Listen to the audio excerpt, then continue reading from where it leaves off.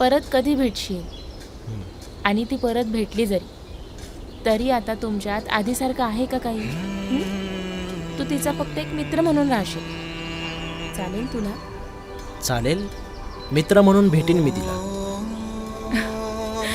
योगेश, तू विसरतोयस मी psychology शिकत आहे आणि तुझं हे खोटं बोलणं मी लगेच पकडू शकते आणि तुला खोटं नाही बोलता येत. हो तेच, पण काय करू शकतो मी? अरे तू समजतोस ना, तितकं कठीण नाहीच आहे हे. आणि हे बघ, एक गोष्ट नेहमी लक्षात ठेव, एखाद्या जखमेला आपण जितकं कुरवाळत बसू ना तितकीच ती जखम ओली राहते.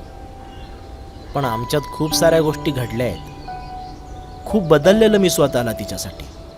हो, पण तिने पण तुझ्यासाठी काही गोष्टी बदलल्या असतील ज्या तुला माहीत पण नसतील. आणि आता जरी माहिती पडल्या तरी त्याचा काही उपयोग आहे का? हां, पण मग तिच्या आठवणींचं काय? त्याचं काय? बरं योगेश, तुला आठवतंय तुझ्या शाळेतल्या पहिल्या दिवसाबद्दल किंवा तुझ्या जॉबच्या पहिल्या दिवसाबद्दल?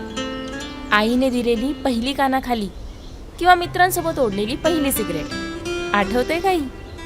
नाही आठवत, पण या सगळ्या गोष्टींशी मी जोडला गेलेलो आहे. त्या गोष्टींवर प्रेम नाही करत ना, मग त्या गोष्टी मी विसरणारच ना.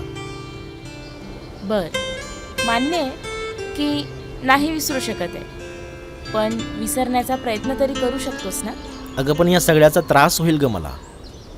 हेच असतं आयुष्यात. काही गोष्टी बदलायच्या असल्या ना की काही गोष्टींना सामोरं जावं लागतं. आधी भयंकर त्रास होतो, पण नंतर हळूहळू होतो कमी. आणि तिने नाही ना लक्षात ठेवलं तुला, तुमच्या प्रेमाला. पण माझ्या लक्षात तरी आहे ना सगळं.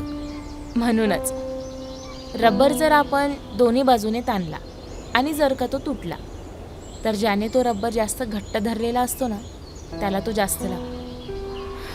हेच झाले तुझ्या बाबतीत. तू सगळं घट्ट धरून ठेवलंस आणि ती तुला सोडून दिली. ह्याचा त्रास तुला जास्त होतोय आणि तुला होणारा त्रास तिला माहीत सुद्धा नाहीये किंवा तू तिला जाणून पण घ्यायचं नाही. मग काय अर्थ आहे या गोष्टीचा?